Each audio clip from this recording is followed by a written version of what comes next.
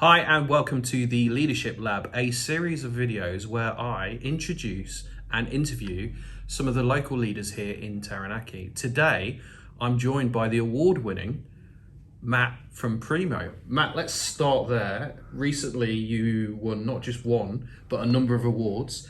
Talk to us about how that came about and what it's meant for you in the business.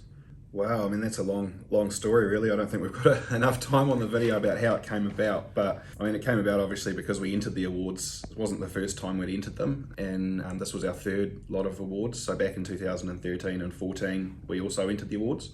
We won a couple of little things, and that really highlighted what we needed to do to become a successful business. So through that was basically setting in motion the next 6-7 years of work to build us up to a level that we felt comfortable to enter the business awards again. And at that time we pretty much cleaned up. We got all of the good awards plus the Supreme. So it was good fun on the night. It had come after a long break of no social activities throughout COVID. But we really enjoyed the whole process, the night. And then since then, it's the first couple of months after the awards were quite busy, and then Christmas came and it sort of died down a bit. So it's been good to have a bit of a chill period just to sit back and take stock of what we've done. So let me just take you back then. So you entered the awards 6 or 7 years ago. Was there a real conscious decision to kind of go, we now understand the gap of where we need to get to, and then we're going to put the strategy or build the strategy in place to get to that point? Yeah, definitely. There wasn't any point in redoing the awards every year. It was kind of okay, we really know what we need to do to be in these best businesses. There's no point in entering the awards until we're in that situation. And so that's what we did, is we worked really hard, and then throughout sort of last year, 2021, just a whole lot of things came together that made me feel like we were ready. And that's why we did it. So that's driven the last 6 or 7 years. Now, as you look out onto the horizon in front of you, is there any benchmarker that you're working towards for the next 5 to 7 years? Well, I guess that's the thing. What do you do when you already win a Supreme Award? Where do you go? There's national businesses that we could go up against to better ourselves. But I think the key thing for me is just making sure that if we were to ever enter the business awards again, we should be able to win that top prize. So it's about maintaining that level within the business, and if we can do that, then who knows where we might end up. Mm-hmm. I've got a lot of things that I want to do over the next few years, and some of them are going to take a lot of resources from me and Primo to achieve. So I think there's a lot still going on, and there's just such a big industry. There's a lot for us to do. And then so you and I have spoken a few times, and I appreciate that there's a lot of stuff going on.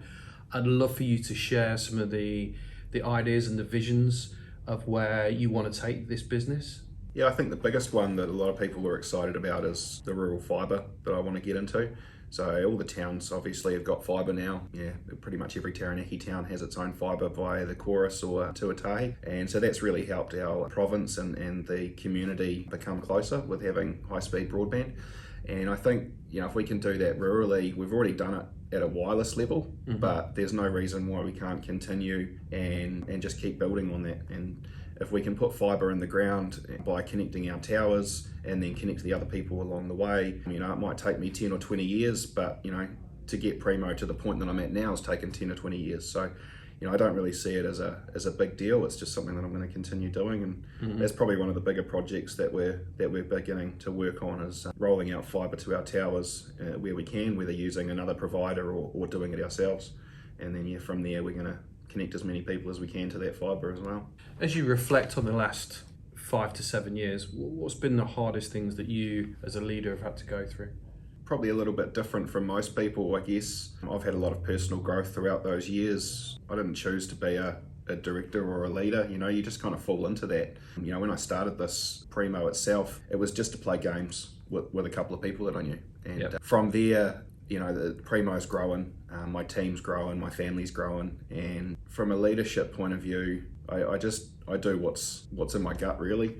And from there, that's really what's sort of that's my drive, really, is just doing what I feel like is best.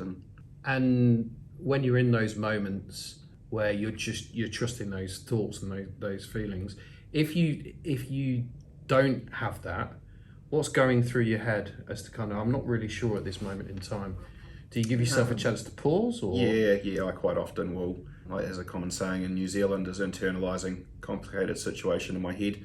I think we all do a lot of that. And yeah, if I'm not sure of something, then I will think about it for sometimes could be a short amount of time, could be a long amount of time, depends what it is. Yeah, I mean, the hardest thing that I've really had to deal with throughout this whole journey is probably been the staff, employees, whether or not we're able to find the ones that will help us grow, whether the ones that with us, are on the same path as we are, that sort of thing. It's probably been one of the hardest challenges throughout this, is just as the team grows, creating and keeping a cohesive team on task is quite difficult. So how do you find the right people? How do you ensure that they continue to be engaged? And how do you ensure that the culture remains the way that you want it to be?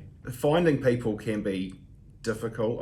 I've really broadened my avenues for that lately. I feel like within Taranaki we've tapped out our resources. We work with Venture Taranaki in the chamber, and we're working a little bit with WIT and seeing the students come out of there, but most students and people that are in IT within the Taranaki region leave, and that's quite hard for us to be able to keep them keep them here, keep them studying and keep them learning when there's other opportunities in Australia, even just outside of the region, in Auckland, Wellington. And so that's been a big thing for us.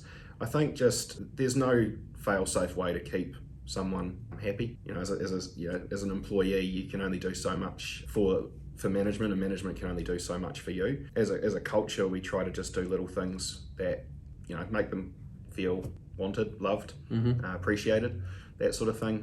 From making a cake on their 5th anniversary for them that's customized to them, to doing my days, which is just a little bit of extra leave that people can have if they're not feeling very well. It's just a day where they can say, I want a day to myself, and so my day. So there's a lot of things that we probably do within our culture that'll help to bring that. Day to day, I'm not involved with a lot of the staff anymore because of my role has changed. Obviously, I now have 25 staff, so it's almost impossible to be involved with them on a day-to-day basis.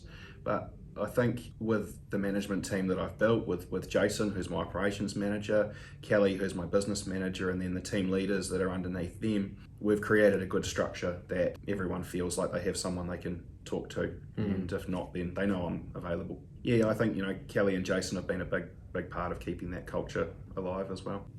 Matt, one of the things that's clear about Primo is the culture that you've got, and you've already mentioned about some of the things that you do. Where does the ideas to have around what you do within the business and to create that culture, is it something that is just inherently within you, or is that based on things that you've read or watched or seen or spoken to other people about? In all honesty, I think it's a little bit of all of them. I've been lucky enough to travel a little bit. I've been into Facebook's head office, I've been into Twitter, and I've seen how they run their businesses, and I've done a lot of training as a network engineer. I've been to Thailand and a few other places where I've done training, so I've been lucky enough to, I guess, experience the world through those things. So seeing what works for one group of people and bringing it home and finding it doesn't often reflect the same way. It's a bit of trial and error around that sort of thing.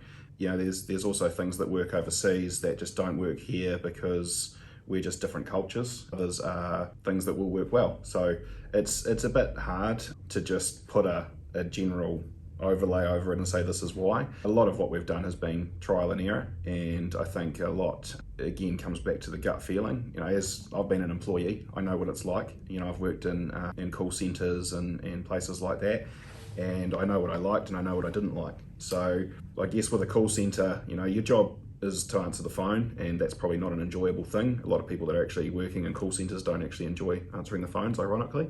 But it's trying to, I guess, just give them a nice culture and a good workplace so that they can feel comfortable with what they've got to do in their job. Can you give us any examples of anything that you brought in that you thought was really going to work and then didn't, or anything that you've seen that you go, I just wouldn't even try that because it just wouldn't work here? Yeah, there's probably some easy ones like that. Like they have vending machines in Facebook with keyboards and mice in them, and anything that you would need, any peripheral that you would need for your computer. You go up, you swipe your ID card, and as an employee, you're entitled to so many a year.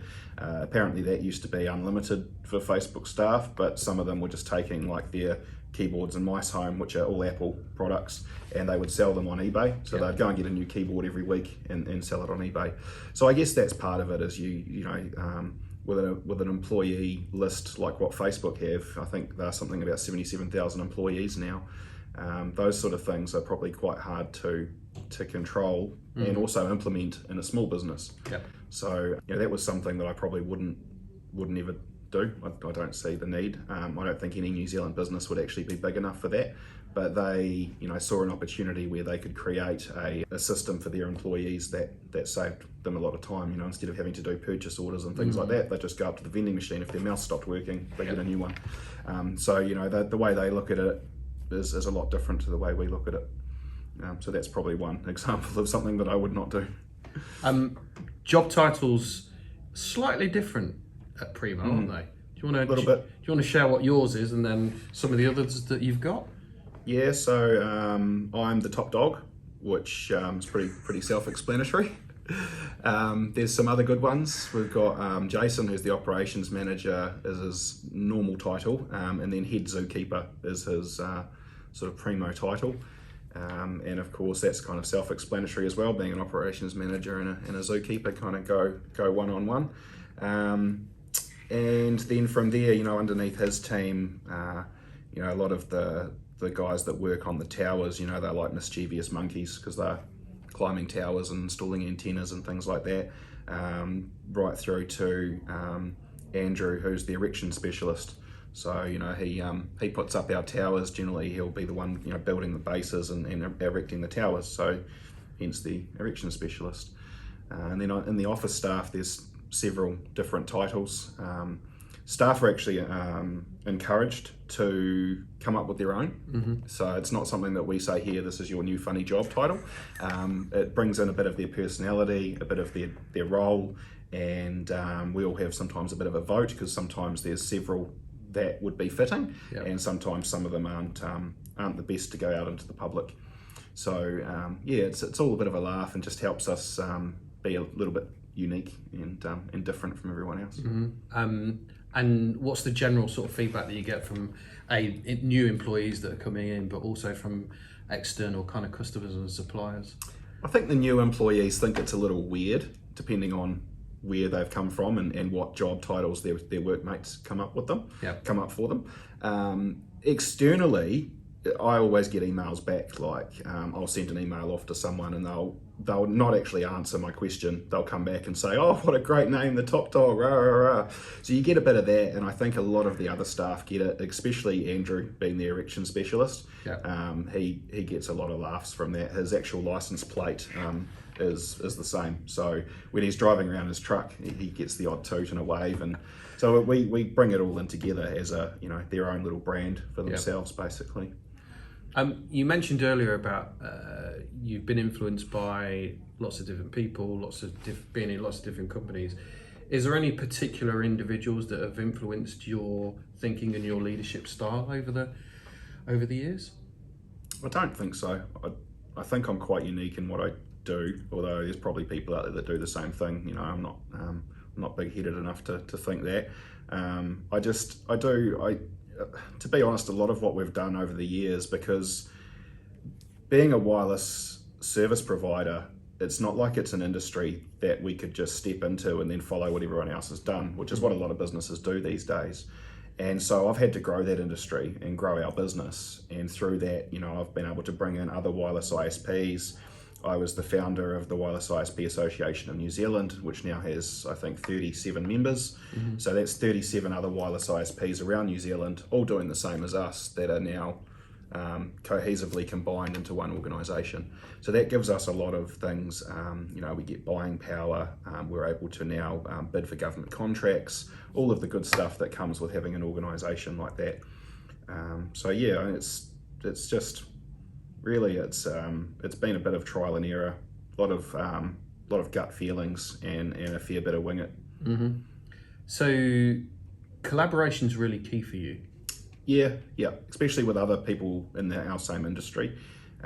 We don't, together. The way I see it is, all of the smaller providers are effectively need to work together or should work together, because it's them versus, well, it's us versus them, and the them is being the bigger telcos. You got the likes of Spark and Vodafone and 2 Degrees. They're all on their own, their own path, and as a smaller provider, we're continuously fighting against them. And in the younger years of when the wireless ISPs were all starting around the country, a lot of them would fight with each other because, you've built a site in my area and I've built a site, and there was a lot of that when really it didn't need, we needed to work together. And that was one of the driving factors of forming Whisper, was around bringing us all together so that we could bid for the Rural Broadband Initiative. And then from there, it's just gone from strength to strength. So the aspect of co-opetition as opposed to competition? We work with the bigger providers, there's no doubt about that, because they provide a lot of our fibre, but they've got huge marketing machines that we just can't compete against. Their budgets for marketing in a month are probably more than what we would spend in a couple of years on our entire business. So we just can't compete with that, and working together and being seen as a group of smaller players, but on a playing field with them, we still have the numbers behind us, and we can compete with anything that they can do. So it's an interesting dynamic, I think, with having so many small players in the market and then just a couple of big ones. It's interesting. I'm here with Matt, top dog at Primo.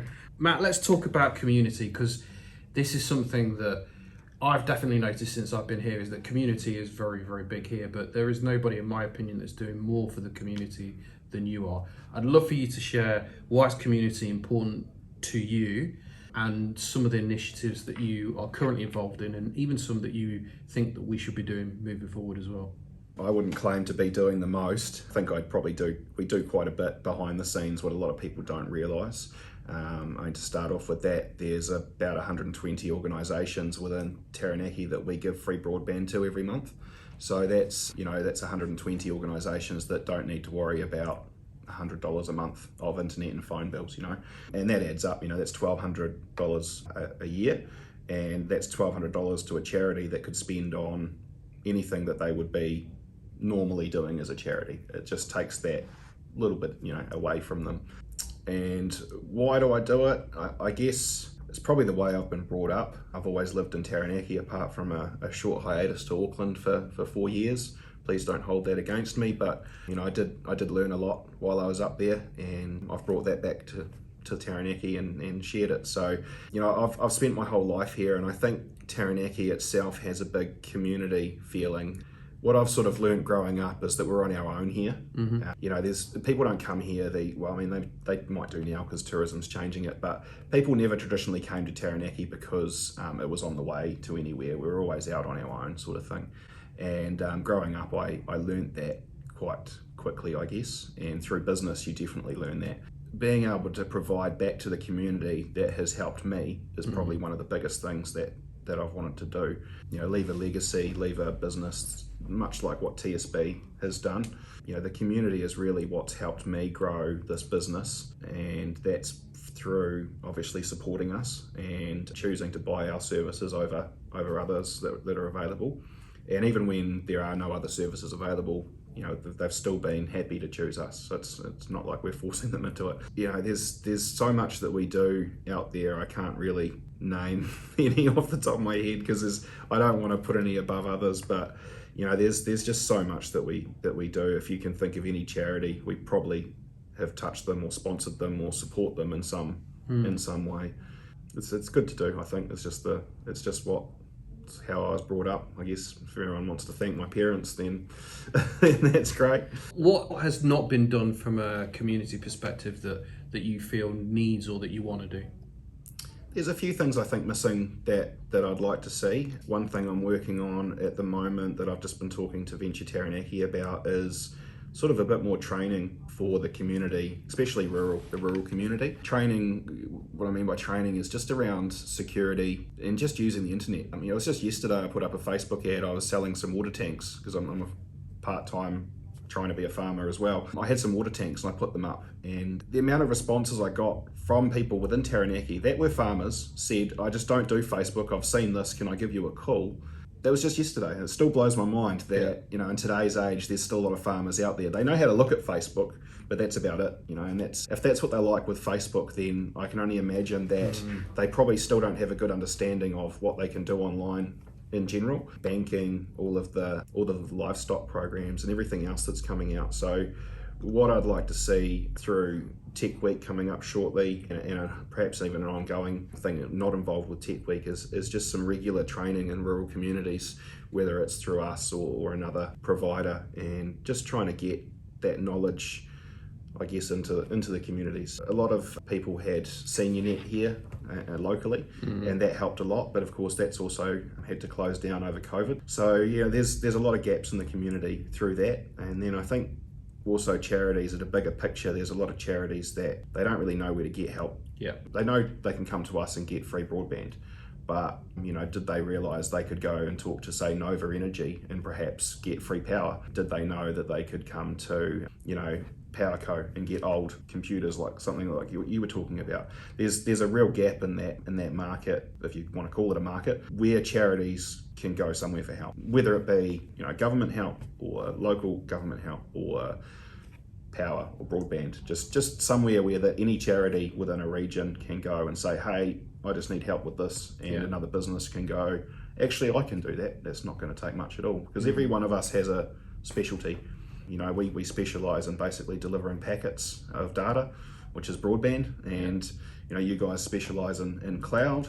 There's power companies that just deliver power, and each of us, we're a specialty in our industry. So if we can bring all that together into a platform that would help other charities and have a place where they can just put their hand up and say, I need help with this, I think that would be great. So you're talking there about superpower. So a couple of questions. Who's your favourite superhero?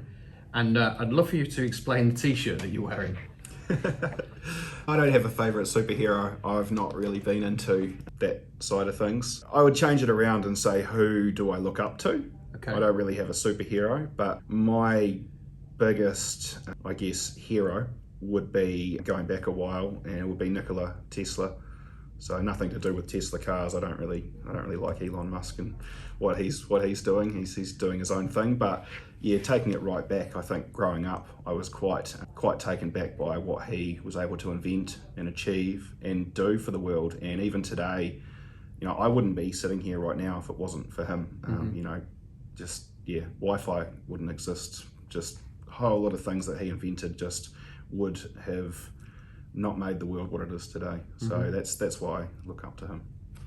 T-shirt? And the t-shirt is a super Wi-Fi man. So I recently got a whole lot of these made through one of our suppliers. So they did the design for it. So I'm not going to take credit for that. It was actually our supplier that did that, but we got them made for the whole team. So the whole team can wear super Wi-Fi man, woman t-shirts and feel like they're a superhero. Because at the end of the day, sometimes what we do, especially when we're out and about, does sometimes feel like you're being a superhero, especially when you're connecting people that have never been able to be connected. They've never had internet, and you see the smiles on their kids' faces and stuff like that. It really does make you feel like a bit of a hero, albeit a little bit. You spoke before about legacy. What's left for you to achieve, and what do you want to leave behind? I think there's plenty. I'm still quite young, so I still have to pinch myself. Sometimes I look back at what I've achieved over the last sort of 15 years, 20 years, and I can only imagine what I could, potentially do in the next 15 or 20 years. So, I've got big ideas, like I was talking about fibre and things like that.